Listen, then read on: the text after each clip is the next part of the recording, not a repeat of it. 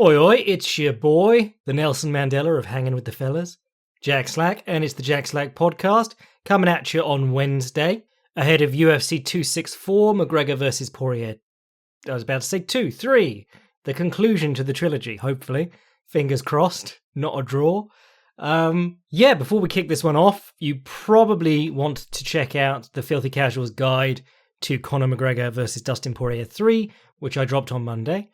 And I think that quite succinctly sums up what happened in the second fight. I also wrote a Advanced Striking 2.0 piece on Dustin Poirier specifically and his personal improvements.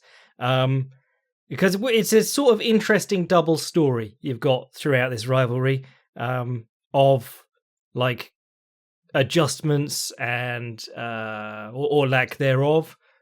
Progression, regression, and so on. So we'll dig into that, and then we've got a couple of other fun fights. Gilbert Burns versus Stephen Thompson is one that everyone's very hot on. Sean O'Malley's fighting a last-minute replacement, which is very strange. Max Griffin versus Carlos Condit should be interesting enough. Nico Price versus Michel Pereira, I like that. And then the nerd's choice is Ryan Hall versus Ilya. Is it Ilya? Yeah, Ilya. Ilya Topuria, and we'll be talking about that too. But what you're here for, probably, especially those of you who aren't normally here, welcome, is Conor McGregor versus Dustin Poirier. I'll go slow for the new kids. Yes, number 3. We're doing it again. And this time, presumably, the winner gets a title shot at Charles Oliveira. And Poirier supposedly turned down the title shot for this fight in the first place, because obviously you're going to make a lot more money headlining a pay-per-view with Conor McGregor. It's interesting because I've seen a lot of the sentiment that, like, I am over McGregor. And, you know, to be fair, I've had that on and off for like 4 years now. Especially as, someone said I wrote the book on McGregor, but I wrote a book on Conor McGregor. And to do that, I was basically just buried in Conor McGregor shit for 3-4 months writing that. And I was very bored of it then. But then when the man gets in the cage, it is always entertaining. So, it was getting to the point where, like, the Conor McGregor mania as he was coming up was because he was fighting every couple of months. He was looking sensational doing it. And then there was the talk and the swagger on top of that. So you didn't so much mind the complete media saturation with him. Whereas now he fights once in a blue moon and you still hear about him all the time. I mean, he's still the highest earning, not highest paid, but highest earning sports star in the world, apparently, based off whiskey sales and all that shit. But the thing with McGregor is basically, there's talk of like if he loses this one, he's going to retire. If that happens, his career path has been really intriguing because he did about the best you could do for the first portion of his career. Then he parlayed that into basically a con of a fight, the one with Mayweather, which, you know, every sensible person knew. If you take the best boxer in the world at the time, or one of the best boxers in the world at the time, even if he's had a year off or whatever, and you put him in against a guy who has never boxed professionally, he'll obviously win. But that hype job cash grab was bigger than anything Conor McGregor ever did up to that point in his career combined. You know, that is the reason that he's so incredibly wealthy, that one fight. The UFC let him do it because they made so much money just from doing that, you know, it was worth them, you know, it was worth 3 or 4 events to them. And I think in many ways, most of us look at that Floyd Mayweather fight as Conor McGregor cashing out. Everything since then has just been like occasional returns, thinking he's still got it. You know, they gave him the Cowboy fight, which was basically like, I mean, Cowboy was on his way out then already, and also just stylistically horrible matchup for Cowboy, as we said at the time. Hates southpaws, hates people who jump on him early. Those are the 2 things Conor McGregor's going to do. Hates straight hitters as well. Obviously, Conor McGregor pretty good at that. But even then, like, a lot of Conor McGregor's career is kind of strange because he's done all this, like, he's regarded as like a top lightweight, despite not really doing anything in the weight class, except winning a title fight. He went from featherweight title fight to he was supposed to have a lightweight title fight with Rafael dos Anjos. That fell through because of an injury. He fought Nate Diaz in the meantime and lost. Rafael dos Anjos came back and fought Eddie Alvarez and lost. So when McGregor got the lightweight title fight, it was him versus Eddie Alvarez. He was spectacularly suited to that matchup. But there are so many guys in the lightweight top 10 back then and now that you're going, well, I don't know about Conor McGregor against them. Basically, what he did, like what Conor McGregor made his mark doing, was being astonishing at featherweight. And that's something that he has himself said that he can't do again.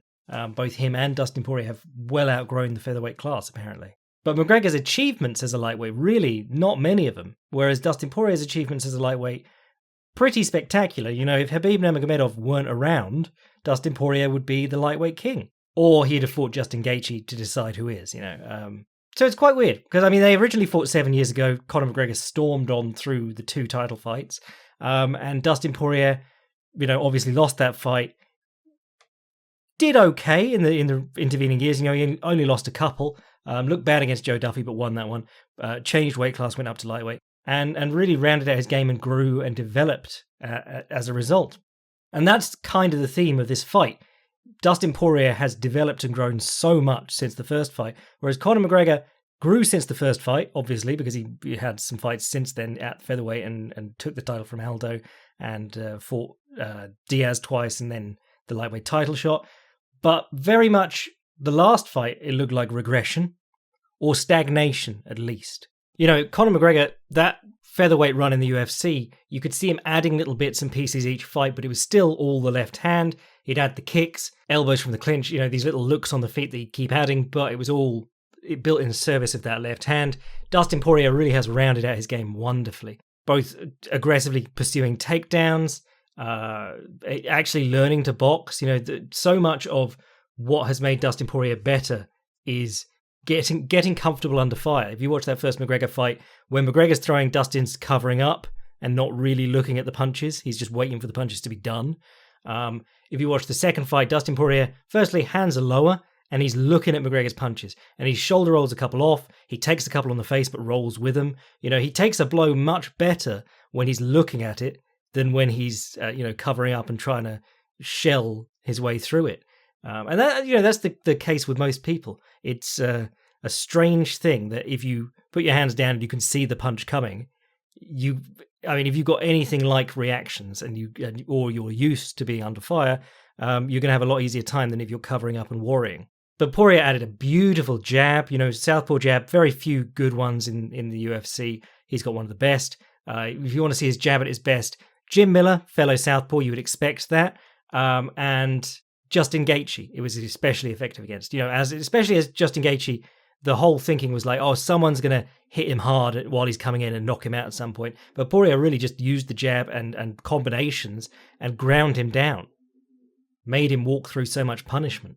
And then the second McGregor fight for Poirier was, you know, decently affected by the jab. I wouldn't say it was one of his best jabbing showings, but his jab did make a big difference. And if you compare that to like young Poirier, who is all about running in with shifting blows, it's a real evolution. You know, completely different fighter almost. Now, the thing that everyone obsesses over, and again, go check out the Filthy Casuals Guide, but is the low kick. Has Conor McGregor never seen a calf kick before? What if Conor McGregor checks the kicks and so on?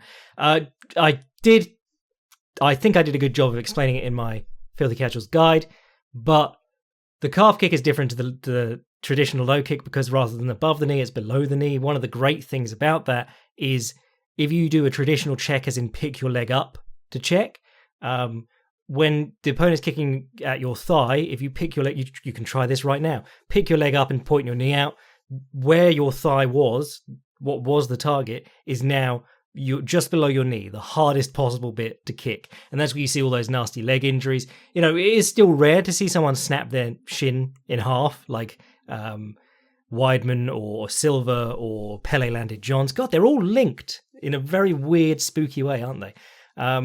But even very, very good kickboxers, if they get too cocky kicking the leg and they really just go for it, and the other guy reads it and gets his knee and the top portion of his shin in the way, they'll still fuck themselves up. You know, I always say, like, think of Ray Safo, Tyrone Spong, guys who spent their whole lives kicking shit, were very hard men, and still they were put out of fights by checked low kicks. So it's not at all something that you can just be like, oh, freak injury happens from time to time. It's a genuine concern. If you ever listen to Ernesto Hoost talking about it, he's like, yes, I kick the legs a lot, but I do so much to make sure that the opponent is standing on that leg when I kick. You know, I never want to kick a shin. I never want to kick near the knee. And Crow Cop had a great quote, actually. People used to ask him why he didn't kick the legs, even in his kickboxing career.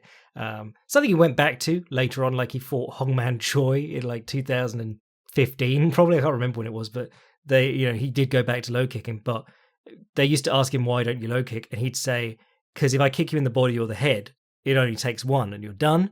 If I have to kick you in the leg 7 or 8 times to get you to fall over. And you only have to check it once, or I have to catch my foot a little bit strangely on your shin or knee once, and then I'm fucked for the rest of the fight. So when the calf kick came along, one of the nice things about that was that it takes part of that away. Now, I'm not saying, I'll just reiterate for the tards who seem to ascribe me this view. I get ascribed this view every couple of months. I see someone saying, Jack says you can't check low calf kicks. No, if you pick your leg up and the opponent's kicking at your calf, they'll kick lower than your calf. You're not giving them the nastiest bit of your leg. You can try and stand firm on that leg, point the knee out, step on it, and they'll kick about the same height, but they'll get the front of the shin. But there's no way to drop your leg. You know, you can't, unless you like try and check on one leg and then do a pistol squat on it. You know, like, there's no way to lower your leg into the path of the kick so that they kick higher up your shin. And that's really one of the bonuses of the calf kick. You can just go for it. And that's the way you're seeing it used in MMA right now. It is its longest weapon, nearest target. You don't have to do a preliminary step. You go straight on the front leg is your anchor. You don't have to step up into it. And guys just use it as like artillery. They just go straight for it, which is why you saw like when someone did effectively check it, shin snapped in half. But even then, like what Uriah Hall did against Chris Weidman, I've seen it go wrong a lot of times too. Like you're basically having to turn your knee out and point the front of your shin into the kick without lifting it up while keeping the weight on it. So you'll see guys turn on the ball of the foot, just turn their foot out or turn their knee out rather. And they'll get kicked and they'll still lose their balance, you know, because it's very hard to pivot on the foot while also standing firm.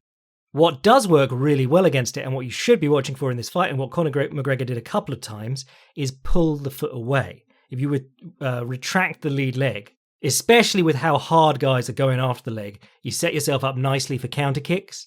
And counter kicking is a really cool game because if you withdraw your lead leg from a low kick, the other guy's on one leg, he's facing one way or the other, and he's really committed to it. So you could throw a high kick up from the direction that he's facing. You could throw a high kick up from the other leg. You could spin into a wheel kick. You got a lot of options counter kicking. You just have to make sure that the guy is missing your leg. What doesn't work against the calf kicks a lot of the time is the traditional strategy of get one back, you know, step in on the kick. And that's been a McGregor staple. That's why a lot of guys haven't kicked at him up to this point. If you throw a kick at someone's thigh and they step in with a right hand, or they just step in generally, your kick will ride up their thigh into their hip. They are inside your leg. They can punch you in the face. They could take you down. They've got options that are really bad for you. Whereas if it's on the front of the, you know, if they throw the calf kick, you basically have to try and reach down and pull it up your shin. And even when you get it, like you saw it a couple of times in the second McGregor Poirier fight, he manages to catch it and he picks it up, and the whole leg is between him and Poirier. He's not on top of him hitting him. So dealing with that calf kick, gonna be a big part of this, you would imagine. And like low kicking generally was something we always talked about with regards to McGregor, because he's such a movement-based fighter. In that bouncing back and throwing the left hand, real timing shit. And if you can, even beat his legs up a little and slow him down, that's going to really affect it. The one I always talk about is Chad Mendes versus Conor McGregor. That was the one where Conor McGregor got injured by Rory McDonald in training beforehand, and his knee was pretty janky. And if you watch the first part of that fight, he can't get his timing down at all. And obviously that's helped by Chad Mendes being very, very fast until he slows down. But it takes him forever to start timing those back skipping left hands right. And then finally he starts to land them and really take it out of Mendes. But that you could have that same effect by just hammering the legs regularly. And Dustin did, you really saw McGregor affected by the low kick. Even if not by being hurt by it, you definitely saw him having to adjust and really fighting differently as a result of it. Reaching down, rushing forwards, and leaning his head out, which is something we talked about a lot in the Filthy Casuals Guide. But the way he throws his left hand, he leans his shoulders well forward of his hips. It's often called leading with your face. It seems to be like to keep his hips back if the guy ducks under his punch, and it also gives him a bit of length. And this is the weird thing about like doing things wrong. You could do it against the best boxer of the generation, and he might not directly punish you for it. And that's exactly what happened. Conor McGregor did this leaning left straight against Floyd Mayweather. Didn't really hurt Floyd Mayweather or hit him that cleanly at any point, but it wasn't like, if you do that against Floyd Mayweather, he will murder you instantly. It doesn't work like that. Floyd Mayweather just wasn't set up to specifically punish that trait of McGregor, because he's also an orthodox fighter, and he was working on his own stuff. He had his own game plan. He had his own stuff in mind. But Dustin Poirier and Nate Diaz were both as southpaws in position that when McGregor threw his left hand, leaned way out over himself and couldn't get back in time before they threw the right hook, they were hitting him with the right hook clean every time. And that, more than anything, is just a bad habit. But I say bad habit. He's been benefiting from it. He's been adding some reach to his punch. It's that he couldn't recognize that. He couldn't stop himself from doing it during the Diaz and Poirier fights. And where you really see that is that it makes it very hard for him to combination punch out of the left straight. So there were several occasions where he caught Poirier along the fence. He'd throw the left straight, and then he'd try and come up with the right hand afterwards. And on a couple of them, he got hit with the check hook instead, the counter right hook. If you watch the end of the fight, ignore the bit on the fence after he's turned around. Look at the bit before he takes, before he gives up position and immediately puts his back on the fence. That's the key. He backs Poirier onto the fence. Poirier throws the low kick. I think it pretty much misses, but McGregor leans down to pick it up and throws the left straight at the same time. And then he moves in, he continues to throw punches out of where he's just leaned to. And he's so slow coming up, and Poirier just cracks him with the right hook. That's the other great thing about the low kick generally. If you throw your rear leg on a low kick, you can come down out of it with the lead hook, which is, it's always been a great decision for kickboxers who like to counterfight, or kickboxers who just like the left hook generally. Throw the right low kick, the opponent will step in and you can left hook him on the way back. It's that need to get something back off the kick that really makes people walk onto that punch and get sideswiped. But in terms of what McGregor, because I think we're in a position where we're what can McGregor do to win this fight? Whereas last time I think I approached it with a what can Poirier do to win this fight? And that's sort of always the way that you approach these sort of things. Whoever won the last one, you want to talk about, if everything stays the same, they'll probably win. If something's changed, what can be changed so that they don't win? So for McGregor, I would say one of the great things about having really good front kicks is that you can keep people out of the low kicking game, because if you're throwing round kicks to the leg, you have to get closer generally than a front kick distance to the body. So you can stop them from doing that. But also, if guys are trying to kick your legs with all the force in the world, if you hit them at the same time, a little bit afterwards or whenever, if you hit them at any point during that kick with a front kick, you will push them out of the kick. It's one of the best defenses to a spinning back kick from Kyokushin karate is just to not even teep, but just put the sole of your foot on their butt as they spin for the back kick, and they'll just fall over, because if you take the weight out of the kick, they're on one leg. They're not in great position to be dealing with being shoved at all. My favorite example of this is Robert Whittaker versus Yoel Romero 1, where he gets his knee trashed by a sidekick in the very early going, and he tells his corner, my knee's trashed. But for the rest of that fight, he's throwing rear leg front kicks every time he thinks that Romero's stepping in. And it was great because he could carry himself to the inside and continue hitting with his front kick, or he could just keep one-shotting Romero away from him. Every time he tried to stamp on the leg, he just pushed him back up out of it. One of the sort of wrinkles of that is that McGregor is southpaw, Poirier's a southpaw, front kicking someone who's in the same stance as you with your rear leg. A little bit trickier because they're normally bladed, but to throw the calf kick, you have to square up. So as a counter, very smart, I'd say. Use the front kicks and then put him on the fence, keep him on the back foot. Those are the sort of times when the McGregor left hand will really be at its best. If you can push him back to the fence and you're not having to walk through the kick every time. Other options, as we said, retract the lead leg. Don't bother checking shit. Or certainly don't bother trying to pick it up, because it's a huge commitment to have to drag someone's leg up over your knee. It's not like if they're kicking your thigh where you're just stepping in. But even then, if you want to get something back on someone who's calf kicking, kick back. Don't try and step through it and punch them. Especially if you get caught up in when he caught the leg, he was at full, a full leg's distance. You're not going to punch through that. So just throw it aside and throw some kicks. But more than anything, returning to the front kick to the body, McGregor always had a good kicking game, and he really relied on. There was a period where he relied on it more. He came in very much as a sort of boxer, and then he built more kicks into it, and then they sort of fell away later on, especially in the last few. But he always did well with the left high kick and the left straight. That's the southpaw double attack. That works really well against people who are in an orthodox stance. If you're southpaw, doesn't work so well against a fellow southpaw. A lot of the problems that he's facing in this matchup are due to Poirier being another southpaw and being willing to kick and having a great lead hook, things that he hasn't really faced that much before. What McGregor has that Poirier hasn't faced that much before is body hitting. Poirier is very good at protecting his head. He gets his shoulders up, his chin down, top of his head's out, elbows are in the way. If you try and punch him in the head, he's going to either roll it off and come back with a counter, or you're going to hit something that isn't particularly useful. You could punch Dustin Poirier in the top of the head all day, and even if you're Conor McGregor, it's probably not going to do much. You can watch Poirier go through these absolute wars with people like Dan Hooker, Max Holloway, Justin Gaethje, Eddie Alvarez. Max Holloway, not a huge hitter, but all respectable knockout, guys who've knocked lots of people out. And he's gone through them and he's come out a little bit bruised, but fine. And he's still going and looking great. So that should tell you how good he is at taking away good shots.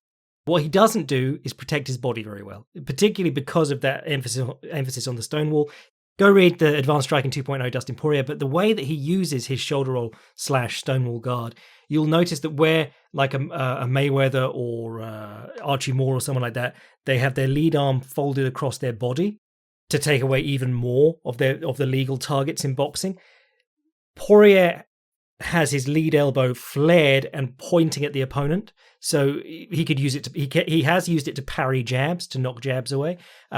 He's spiked punches on it before. If guys rush in head first, he can put his elbow into their face. It creates that point on the front of his stance. It's not folded into his side, but it also means that his whole midsection is open, and more people should be fucking attacking it, and they don't.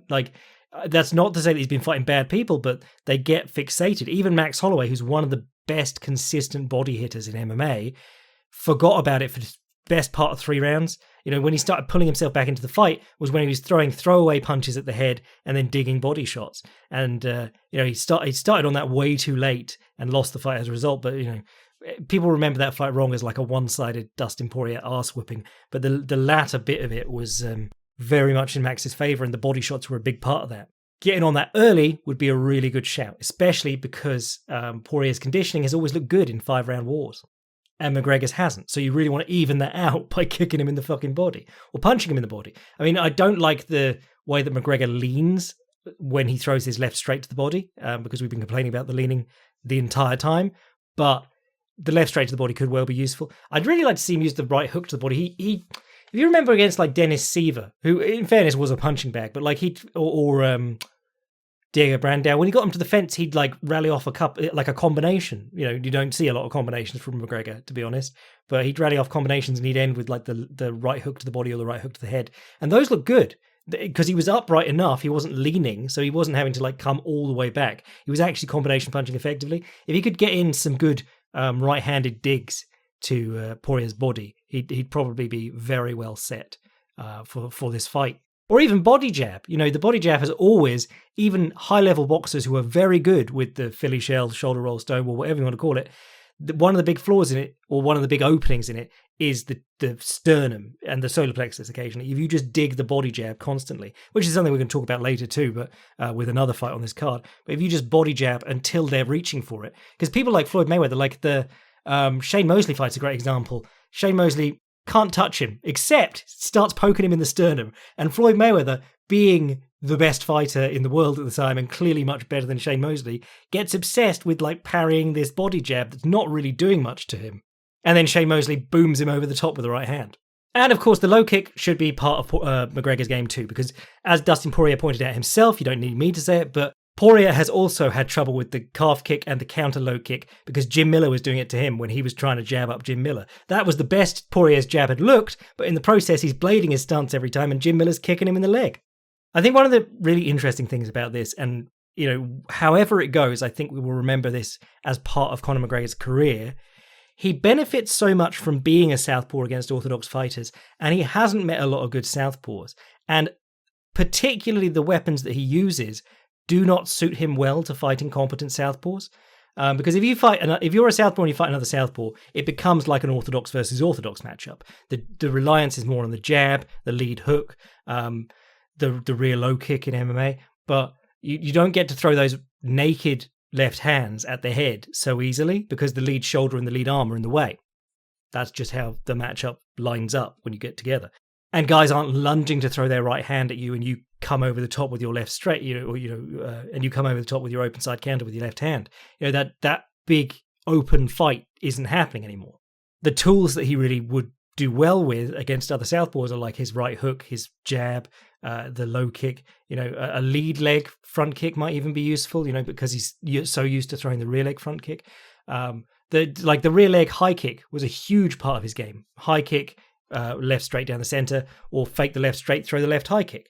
And that's not even, it's so seldom going to be useful against another southpaw because you're going into their back. They duck a little bit. You're going to go over their head if you follow through on it. You're not just kicking against their rear forearm. And I think that's how we're going to remember Conor McGregor's career. I think he's going to be remembered as a guy who, I'm not going to say gimmicky, but he benefited enormously from being the southpaw against other orthodox fighters. I barely even mentioned the grappling there. Sorry. Yeah, Poirier used the shift to enter a takedown really nicely in the opening moments of the first fight because he knew if he shifted, Conor McGregor would slide back and throw the left hand. Absolutely beautiful. Played him like a fiddle with that one. And then every time he shifted after that, Conor McGregor didn't know whether to drop his hands or throw the punch. And the counter on the shift became less of an issue. There was a really nice moment. McGregor got up you saw him using the Khabib sort of like ankle riding and looking for the arm across the back against the cage, and then McGregor fought his way up using that like control of one hand as he did against Khabib, as they both did against Khabib, and then Poirier did exactly what Khabib did to both of them as he freed his hand, stuck it underneath McGregor's taint, gripped his hands, and lifted him and kicked out the other leg. And he made a dog's dinner of it. It didn't look very good, but he did get the sort of stumbly takedown. But it really makes you realize how strong Khabib was because he would he'd lock his hands under these guys' taints, deadlift them and just kick out their standing leg like it was nothing. Like he'd be on one leg just kicking out their standing leg. And he did it to both of them. McGregor multiple times. I can't remember if he did it more than once to Dustin, but he made it look effortless. But it's so cool that Dustin Poirier lost that fight and looked at it and said, well, that's cool. I'm taking that. And that's what I love about Dustin. And that's what I love about so many of the guys in the top end of that lightweight division. It was really refreshing when McGregor was coming in. I wrote an article in 2014 being like, Conor McGregor is the future of MMA. And he was, but in a really sort of monkey's paw wish way. But he was picking up new things, developing new things. There was that whole thing where he was like, oh, all these guys are Muay Thai based and I'm more like Taekwondo based. And I see stiffness in this division. But he was bringing in new ideas and it was working really well. But in that division, like Dustin Poirier, Justin Gaethje, Charles Oliveira, all reinvented themselves in the middle of the most competitive division in the world. And that's really impressive. And that's what I like most about MMA. And in the course of me recording this bit, footage has been revealed by Colby Covington, old footage of Dustin Poirier sparring with some fighter they brought in to spar. And Dustin Poirier drops him with the same fucking shift. That's how many people fall for this shift. I mean, the whole first part of Advanced Striking 2.0, Dustin Poirier, is about this shift and how like eventually it stopped working, but it still works so well a lot of the time. If you want to see it countered, Joe Duffy was the man because he showed two different ways to counter it. First was to give ground and hit him as he falls short because he leads with his face, or hit him as as his feet are coming level doing the step through. And the second is to slip the first punch, because the whole point is that Poirier shows you the left straight and then doubles up on it so that you move back.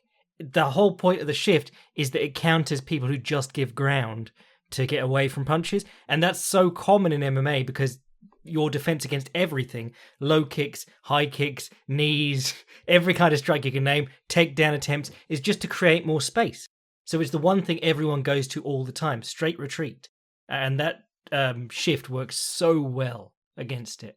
I realise that there's going to be a load of people in today who don't know what a shift is, but a shift is stepping with your punches, and you don't see it in boxing very much, but you do see it in MMA a lot, and Dustin Poirier has built a career out of it. Well, he built a career out of it before he learned to box, and then he became even better once he had other things going on. But yes, should be a good fight. McGregor, bodywork, front kicks, kick back, kick more, kick generally. Don't lean so much on the fucking left straight. Body shots is always going to be key against Dustin Poirier, though. And for Poirier, do the same. Maybe fake the low kick a bit more. Use it to set things up. You don't see enough of that, really, because with the traditional low kick, you have to get pretty close to actually land well. So throwing it naked was never really a great idea. So the Superman punch set up off that probably doesn't work as well as setting it up off the calf kick would, because with the calf kick, you can actually do that. You're from further out to begin with, but you could probably get away with doing the Troy-style run-up Superman punch that just doesn't exist in MMA anymore. You only see the short Superman punch. Anyway, if you want to hear more about that, I did a Filthy Casuals guide to the matchup. I did an Advanced Striking 2.0 on Dustin Poirier, which I'm going to keep selling because it is very good, in my humble opinion. And yes, that fight should be a banger. So let's talk about the rest of this card. Co-main event, people are very hot on. I'm not seeing as much in it as I think they are. I think it's a real test for Gilbert Burns because we all know he has power and that he can find an opening quite well. But it kind of disappears throughout the fight. It's like I was talking about with Daniel Pineda the other week. He's so dangerous in the early going. He's got good timing and fast, powerful swings, but he doesn't have that technical polish, and that really forces him to drop behind every bit past the first minute, really.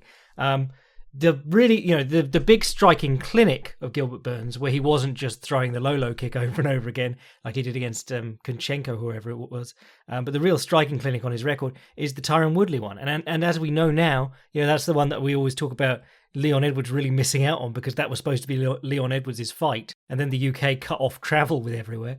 But at that point, we thought, Tyron Woodley, dangerous guy. And then Gilbert Burns just went 5 rounds of unanswered striking offense against him with takedowns mixed in. But that was the beginning of 16 rounds of not actually doing anything for Tyron Woodley. I don't know how well that win ages. But he did knock down, or at least stun Kamaru Usman. Can't remember if there was a knockdown. And that was very early on too. And then, wouldn't you know it, the straight hitting, the cleaner, polished striking, and just his reactions and speed slowing down over the course of the round brought Usman back into it, and then Usman took over. So I think it'd be very interesting because Stephen Thompson seems like a good guy or well set up to very much frustrate Gilbert Burns. Gilbert Burns' takedowns, I've not really been blown away by them throughout his career. He did them really well against Tyron Woodley because basically he was waiting on the big right hand coming back, and then he'd time it and hit the double as Woodley squared his hips. Thompson, amazing takedown defense record, and a lot of that, it's not actively fighting off takedowns. It's like we talk about with Dominic Cruz and Jose Aldo. So much of it is just making people go for bad takedowns. If you control the distance and your footwork's on point, the distancing, you can set it up so that the guy will always have to overreach for his takedowns.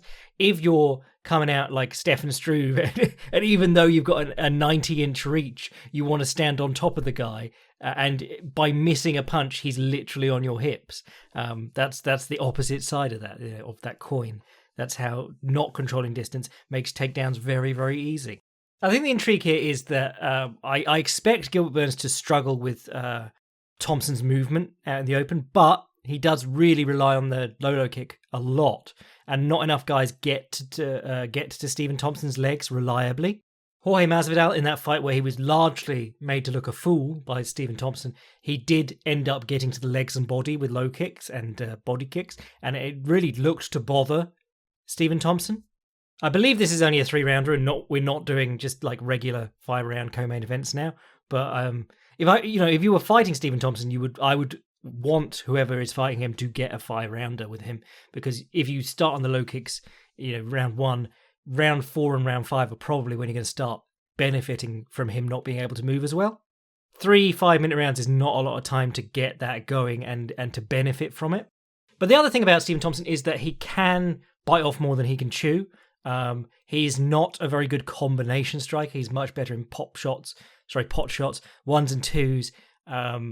Vicente Luque, who is just an animal, but he really was getting outclassed by Stephen Thompson, where he could bring himself back into it by just like letting Thompson tee off for a little bit, because then Thompson would hang around too long, and Vicente Luque has the best counter left hook in the sport. He covers up, and no matter if he's been hit, if he's hurt, whatever, the left hook comes back and it's picture perfect. And he kept clipping Stephen Thompson with that and with the cross counter across the top of his jab and sending him stumbling for moments.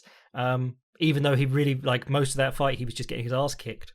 So I think there's always that path back into the fight for Burns, even if he's struggling with the movement and he's getting beaten to the punch. By making Stephen Thompson do more, you give yourself more chances to counter him. And I think that's something that people lose sight of anyway. Like, if you're trying to cut the ring on Stephen Thompson, it's very, very tricky, and he's very, very good at moving his feet, and you always run the risk of him punching you up the bracket as soon as you step in or while you're chasing him down. But if you can make him do more, that ultimately is to your benefit. A slow, tedious fight, with the exception of Darren Till, who got the win out of that, a slow, tedious fight is probably not to your benefit against a guy as clean as Stephen Thompson. So yeah, looking forward to that. Carlos Condit versus Max Griffin is interesting. Max Griffin is a guy I'm sort of waiting to... we have been waiting for him to sort of arrive for a while. I think he's got more potential than his results. I think his potential outreaches his results at the moment. I enjoy him quite a lot. He came in as like an American kickboxer, and he's really rounded out his wrestling. He's good all round, basically. And Carlos Condit is so old now, and every time they book him to fight, I see people like, oh, I can't wait to see Carlos Condit fight. And it's mainly been depressing. I mean, he had the Court McGee fight he won, which was just kind of boring. But before that, he was just getting smoked over and over by like Damian Maia, Neil Magny, Alex Oliveira, Michael Chiesa. Didn't get a moment of offense in against any of them. Matt Brown he fought recently, and actually that he did look pretty good in that. And he hit those gorgeous like wedge throws and cut kicks and shit in that. So I suppose that there's that to look forward to and be excited about. I think with Condit, like, he's lost a lot of his speed and power on the feet.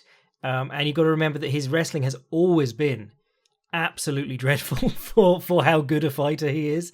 He really was, oh yeah, if I get taken down, I'll just use my guard. And it worked until it didn't. As soon as like Johnny Hendricks or whatever decided, okay, I'm just going to put him on his back, he'll stay in the guard trying to attack you with like meat hook triangles, which never work against really good competition. So yeah, if Griffin uses his wrestling generously here, he could probably take the win.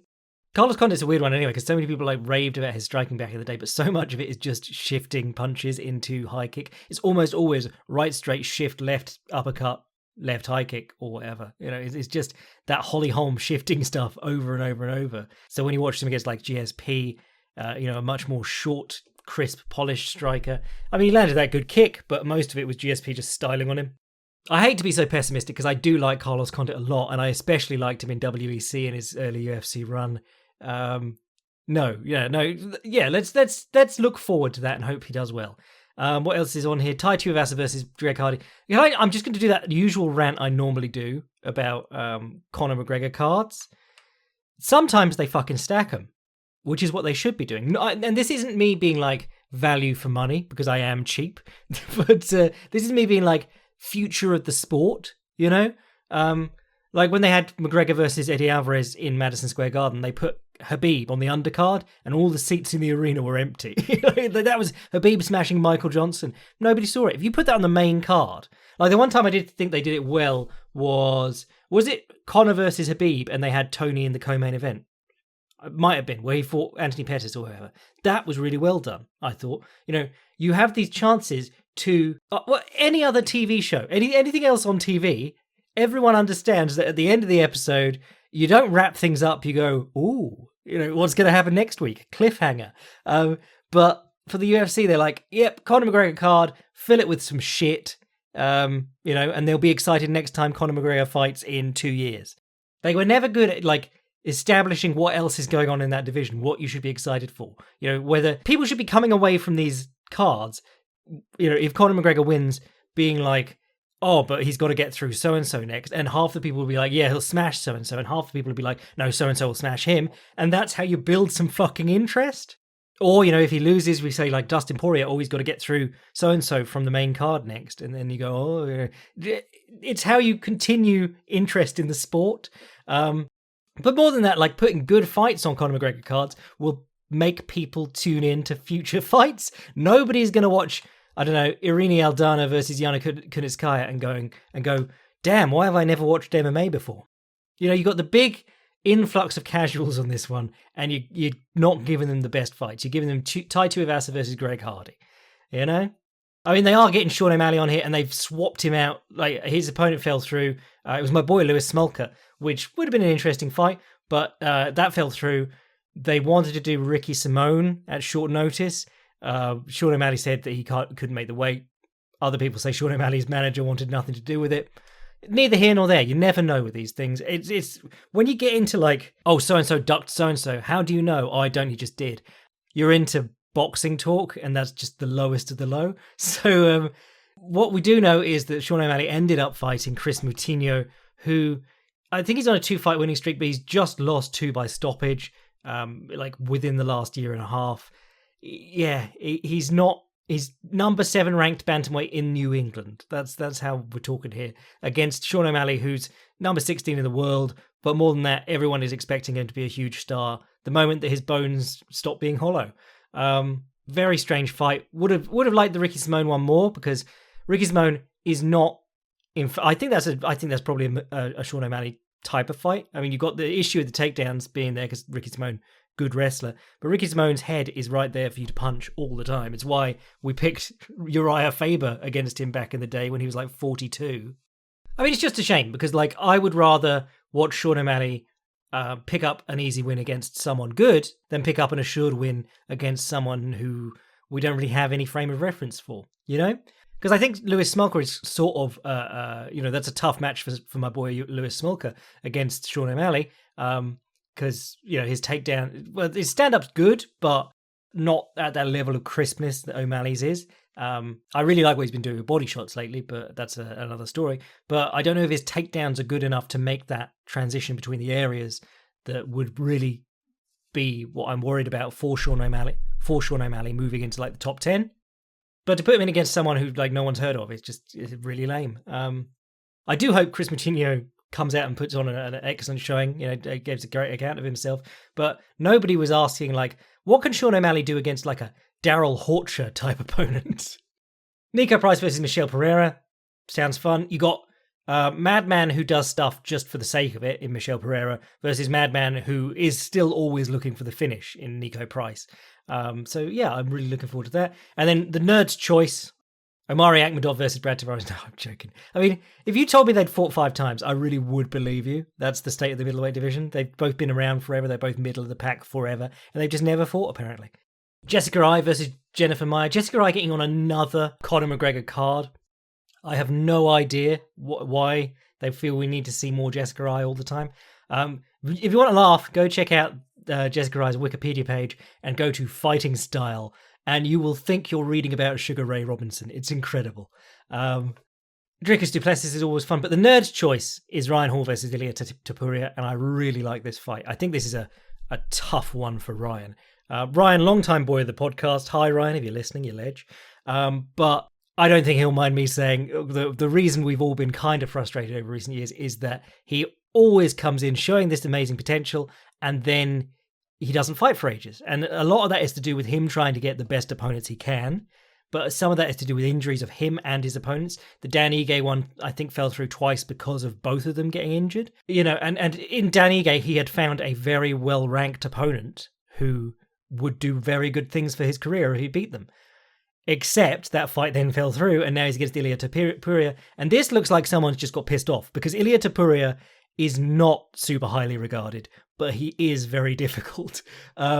So yeah, it's a weird matchup for Ryan. And the other thing about Ryan is, like, because he's been with the UFC a good while now, but because he fights so infrequently, basically all his wins, and this happens to everyone in MMA, like, your wins tend to age badly, because, like, if you beat someone, they will probably go on and lose again at some point. And then, as the years go on, you go, well, so-and-so, they lost 7 times since they fought him. But Gray Maynard has gone. BJ Penn has gone. And like, most recently, he's had a very public decline, and he's getting into fights and getting knocked out on the streets of Hawaii and stuff. So that's a real bad one. But Darren Elkins, after that fight where I thought Ryan looked sensational, completely shut Elkins out, inverted on him whenever he wanted, even double-legged him at one point, which I was really impressed by, because that's always been the criticism of Ryan, like, oh, he just does the Granby rolls and the Imanari rolls because he can't take people down, but he actually can. Like, he came up on a double against Gray Maynard from the inversion, which was unbelievably dope. But yeah, he looked amazing in that Darren Elkins fight, and everyone was like, oh, that's good. And then Darren Elkins went on and fought Nate Landwehr, who is a bizarre fighter. He strikes, well, he doesn't really grapple, he just strikes, and he strikes like he's made of wood, and he doesn't move his hips into his punches and stuff, so it doesn't look like he has any power, and yet he battered Darren Elkins. So that did not age well. And since that Elkins fight, he was booked to fight Ricardo Lamas twice. First cancellation was due to coronavirus. Second cancellation was due to Hall being injured. But Ricardo Lamas has fought out and retired since then. It's really weird. But Ilia Topuria probably not retiring anytime soon. Undefeated prospect. Pretty good if Ryan can beat him here. But Ilia Topuria, obviously, if he beats Ryan Hall, good name on the record. Only 2 fights with the UFC so far, Yusuf Zalal and Damon Jackson. I think he's a Greco-Roman alum, or was successful as Greco-Roman, but he's as a grappler, he's pretty slick. He does a lot of stuff from the front headlock. Really loves his anaconda choke, the sort of seated arm triangle, that guillotine variation thing that Jack Hermanson hits all the time. I call it a seated arm triangle because that's what Danaher calls it, or a seated katagatame because he's a weeb. Yeah, I mean, he's really interesting to watch because, like, the first round against Yusuf Zalal, he's passing his guard. Zalal's going to the turtle. He's riding legs. He's going like he's going to do the twister from standing. He's rolling over the top of him to attack an anaconda, so he's using his legs to get the arm across and stuff. It's really cool stuff. Problem is, the further the fight goes on against Yusuf Zalal, the worse he looks. And it really became apparent when, I think it was Anik read out, like, the submissions attempted. He had something like 9. And he kept losing position because every time he attempts a serious submission, Zalal would just, like, slip out. Like, he'd get on his back and start squeezing at his chin like it was life or death. And then Zalal would just turn back into him and end up in guard. Or he'd try and, like, go for an armbar and just fall off him. So that was really quite interesting because he's very, like, the throws and trips that he hits are unbelievably cool. I think he's probably a better takedown artist than Ryan, which, a lot of people are. But if you're losing Yusuf Zalal on those sort of attempts, you're probably going to lose Ryan Hall trying to do that to him. So yeah, there's that. I didn't see an awful lot of damage being done from top positions by Topuria because he seems to be focused on getting the submission, which is admirable.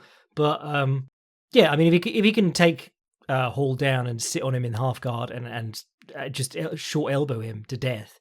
Or just bloody him up until the end of the round and do it 3 times.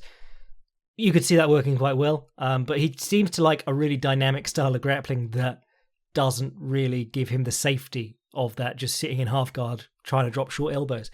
I did enjoy his striking though, both against Zalal and Jackson. He knocked out Jackson, and he that was his second knockout ever. He mainly finishes people by submission. What I really like about him is that he cuts the cage decently. Which is going to be an issue against Ryan Hall because so much of his game is using the long kicks and the distancing so that you can't comfortably close to punch. People accused him of gaming MMA because he worked out he could use very long kicks and then either invert on the legs or attempt a takedown when people close on him. But what I like about Topuria is that he gets people to the fence, and from the get-go, he's throwing combinations to the body. So he's doing like jab, cross, hook to the body, like to the chest and the midsection. And I really like that, especially against Yusuf Zalal, who's much taller than him. But I like it against Ryan Hall, because anytime you've got someone who's going to drop into a clinch or drop onto your leg or drop onto anything, punching the body, it serves a double purpose. Because if you punch the head, you could hit him, or it could glance off, or they could duck it, and you've just given up a big opening under your arm. If you're punching the body, you tend to keep everything a lot tighter. That's why I used to talk about, like, Takanori Gomi used to do very well, and Ricky Simone, who we've already mentioned on this podcast, both did very well with right uppercuts to the sternum, because as the opponent level changes, you can hit him in the sternum, wind him, but you've also already got the underhook. You're not giving a big opening. Like Francis Ngannou loading up uppercuts against Stipe Miocic the first time. Every time he misses one, his fist hits the ring lights, and there's a big opening underneath his elbow that Stipe Miocic just sort of wanders into and takes him down. So I like that. I think, hitting the body to tire Ryan out, slow him down, and coming up with the left hook to the chin as the fight progresses off those body combinations could be a great idea. Short, stumpy low kicks, not getting into not getting into trading stupid kicks. Because if Ryan Hall's throwing side kicks and hook kicks at you, and you get annoyed and you try and kick him in the head back, you're giving an easy takedown probably, or just an easy bundle to the mat. Yes, and I think for Ryan, do what you're always. He has the question at the moment. He doesn't need the answers because he's got a style that no one's really found an answer to. He's doing the semi shilt roll. The question never changes. You just got to. No one's worked it out yet, so I'm going to keep doing it. So looking forward to that. I'll be pretty bummed out if Ryan Hall loses before he gets the attention that he deserves for being such an interesting prospect. But Ilia Topuria is certainly exciting. Well, I reckon that'll do us for today. I've gone for almost an hour now. I won't bother doing any questions, but if you want to send a question to the podcast, jackslackpodcast@gmail.com. If you want to read what I'm writing anytime, including Advanced Striking 2.0 Dustin Poirier, the new one on Jose Napoles, my ramble about dick moves and gimmicky bullshit, stuff like that, sign up to the Patreon, support the podcast. And if you haven't watched the new Filthy Casuals guide, please do, and please share it, because it all helps get attention on what I'm trying to do here, which is talk about fights in an interesting way that, isn't just about drama or shit talk or whatever. I'm your boy Jack Slack, and I will catch you in the aftermath of these fights. Conor and Dustin bless.